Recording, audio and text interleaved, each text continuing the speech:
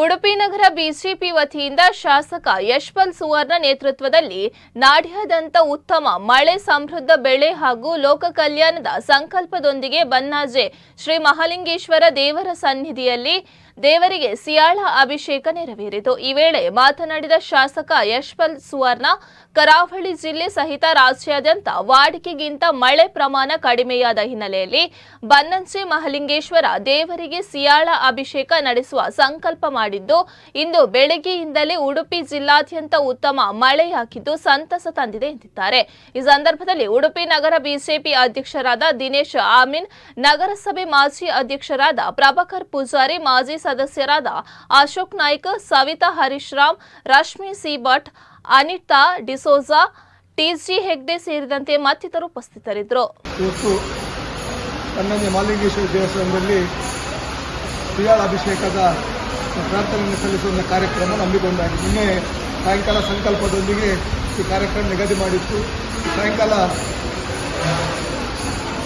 6:30 ಗಂಟೆಗೆ ಸಿಯಾಳ ಅಭಿಷೇಕ ದೇವಸ್ಥಾನದ ಅರ್ಚಕರ ನೇತೃತ್ವದಲ್ಲಿ ಜರುಗಿತ್ತು।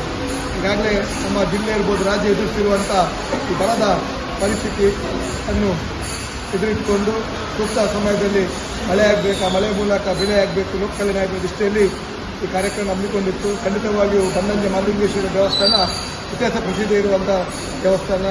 ಮಧ್ವಾಚಾರ್ಯರು ಕೃಷ್ಣನನ್ನು ಕೃಷ್ಣ ಮಠದಲ್ಲಿ ಸ್ಥಾಪಿಸುವ ಸಂದರ್ಭದಲ್ಲಿ ದಿನ ಮಹಾಲಿಂಗೇಶ್ವರ ದೇವಸ್ಥಾನದಲ್ಲಿ ಪ್ರತಿಷ್ಠೆ ಮುಂಚಿತವಾಗಿಟ್ಟು ಪೂಜೆ ಮಾಡಿದ ಇತಿಹಾಸ ಈ ಬನ್ನಂಜೆ ಮಹಾಲಿಂಗೇಶ್ವರ ದೇವರು। ಅದರಿಂದಾಗಿ ರುದ್ರನ ದೇವಸ್ಥಾನದಲ್ಲಿ ಯಾವತ್ತು ನಾವು ಸಂಕಲ್ಪ ಶುದ್ಧದಿಂದ ಮಾಡಿದರೆ ದೇವರು ನಮಗೆ ವರವ ನೀಡುತ್ತೆಂಬುದಕ್ಕೆ ಸಾಕ್ಷಿ ನಿನ್ನೆ ಸಂಕಲ್ಪದ ಮೂಲಕ ಇವತ್ತು ಒಳ್ಳೆಯ ಮಳೆಯಾಗಿದೆ। ಕೇವಲ ಉಡುಪಿ ಮತ್ತು ಕರಾವಳಿ ಉದ್ದಾಗಲಕ್ಕೂ ದೇವರ ಅನುಗ್ರಹ ಪ್ರಾಪ್ತಿಯಾಗಿದೆ ಅಂತ ನಾವು ಭಾವಿಸ್ತೇವೆ। ಇವತ್ತಿನ ದಿನದಲ್ಲಿ ಇವತ್ತು ಆಸ್ತಿಕ ಬಂಧುಗಳು ದೇವರ ಹೆಸರಿನಲ್ಲಿ ನಮ್ಮ ಸ್ವಾರ್ಥಕ್ಕಾಗಿ ದೇವರ ಹೆಸರಿಟ್ಕೊಂಡು ಪ್ರಚಾರ ಮಾಡುವಂಥ ಸಂದರ್ಭ।